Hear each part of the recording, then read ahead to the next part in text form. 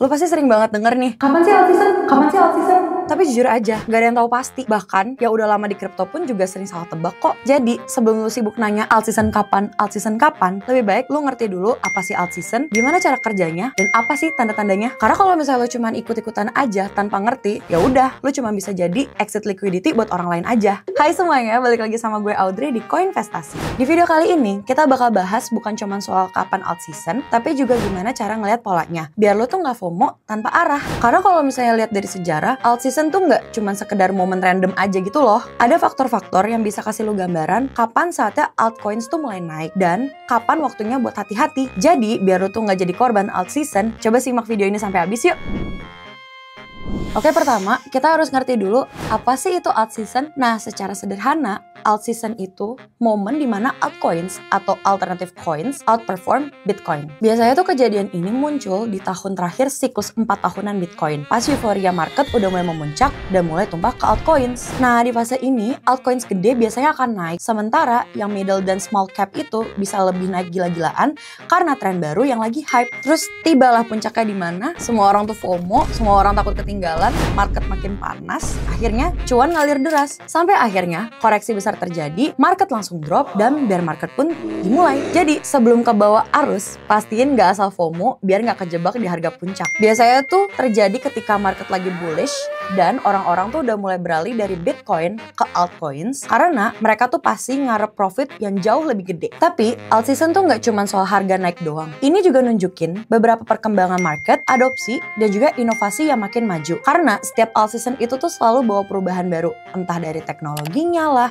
tren, atau cara orang-orang main di market. Nah, masalahnya nih, nggak semua kenaikan altcoin itu adalah alt season. Kadang ada mini alt season, atau hype sesaat doang yang bikin orang-orang FOMO terus nyangkut deh. Akhir-akhirnya, kalau orang nyangkut, yang ada lo cuma jadi exit liquidity doang. Yang dimana, kondisi dimana lo itu jadi korban terakhir. Nah, orang-orang yang udah beli duluan, akhirnya kan udah ngejual aset nih pas harganya udah puncak. Terus, ya udah harganya jeblok. Nah, mereka cuan, tapi lo nyangkut. Kita juga bakal paparin sedikit sejarah untuk nunjukin beberapa momen penting untuk altcoins. Dimulai dari Desember 2017, Bitcoin tuh pump sampai all time high di $19.783. Tapi abis itu langsung anjlok. Dominasi pasarnya juga turun drastis dari 85% ke 32%. Karena anjloknya Bitcoin itu, akhirnya banyak banget investor yang pindahin duitnya ke altcoins, yang akhirnya bikin matrix chart itu naik gila-gilaan. Terus tahun 2021, DeFi dan juga NFT tuh lagi hype banget. DeFi itu bisa bikin orang transaksi keuangan tuh tanpa bank. Sementara NFT itu ngubah cara orang lihat kepemilikan aset digital. Ya gara-gara tren ini, altcoins yang berhubungan dengan DeFi dan juga NFT kayak Ethereum dan juga Solana langsung meroket. Nah, ini tuh merupakan contoh total value lock dari DeFi pada tahun 2021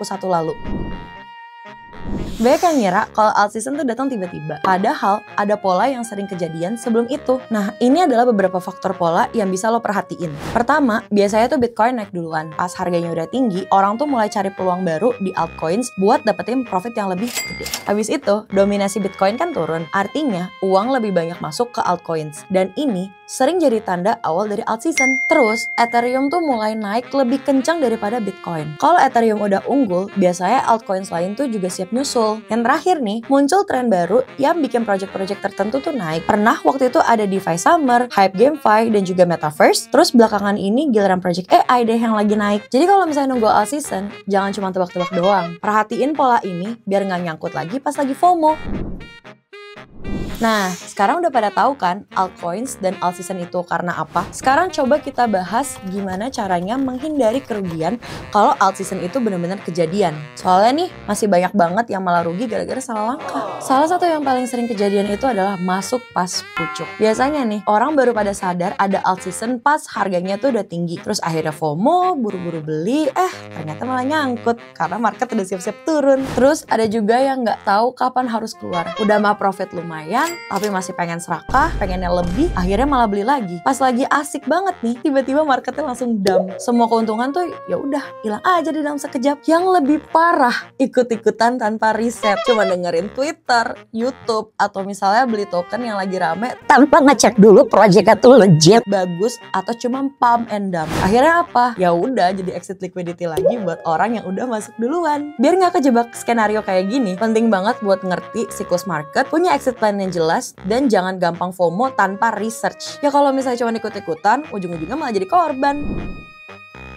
Jadi, all season tuh kapan? Ya jawabannya nggak ada yang bisa nebak pasti. Tapi kalau misalnya ngerti polanya, nggak bakal deh gampang kejebak. Jadi, daripada sibuk nanya kapan, mending belajar cara baca tanda-tandanya biar nggak jadi korban market. Jangan sampai cuma FOMO terus nyangkut di puncak. Lebih baik siap dari sekarang biar pas momennya datang, cuannya tuh nggak kelewatan. As always, jangan lupa like, share, dan subscribe Koinvestasi. Karena di Koinvestasi semua bisa kripto.